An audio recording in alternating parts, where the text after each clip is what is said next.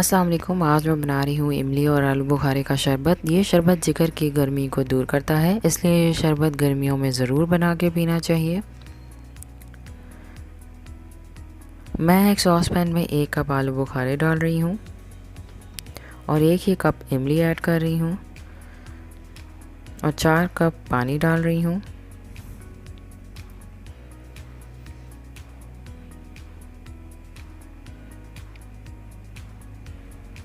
और 3 कप चीनी ऐड कर रही हूँ।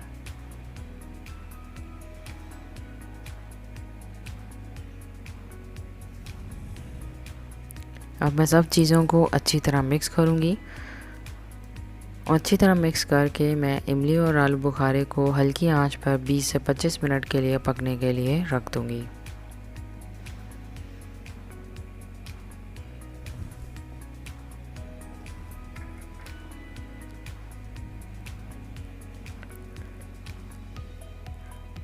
पच्चीस मिनट हो गए हैं और इमली और आलू बुखारे अच्छी तरह गल गए हैं और सॉफ्ट हो गए हैं और जो पानी मैंने 4 कप ऐड किया था वो अब 2.5 कप रह गया है।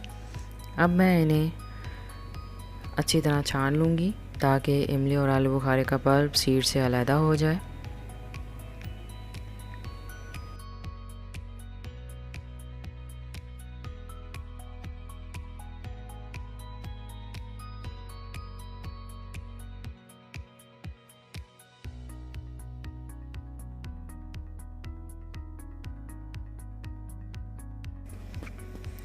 अब मैं 1 कप पानी ऐड करूँगी ताकि इमली और आलू बुखारे का पल्प ज़ाया ना हो, क्योंकि मैंने इमली और आलू बुखारे का पल्प जो है वो बीजों से अलग करना है, इसलिए मैं थोड़ा थोड़ा पानी ऐड करूँगी।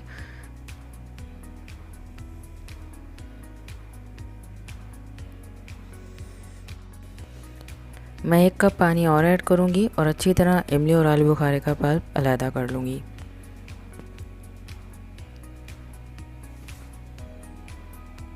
मैंने इमली और आलू बुखारे का पल्प बीजों से अलग कर लिया है, ये देखें।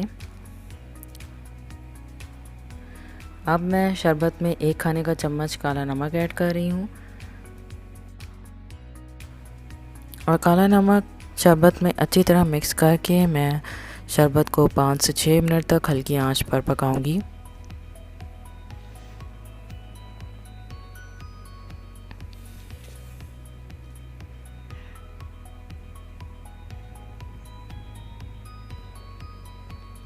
छः मिनट हो गए हैं और शरबत मुनासिब गाढ़ा हो गया है। अब मैं इसे ठंडा होने के लिए रख दूंगी।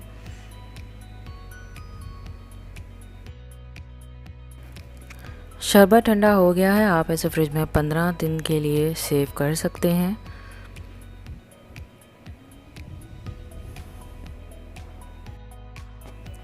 मैंने शरबत के 6 खाने के चम्मच सर्विंग ग्लास में ऐड किए हैं।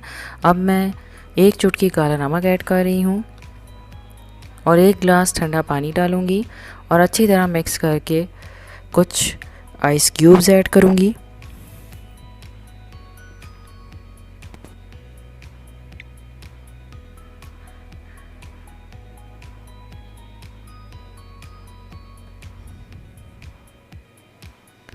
इमली और आलू बुखारे का शरबत सर्विंग के लिए तैयार है।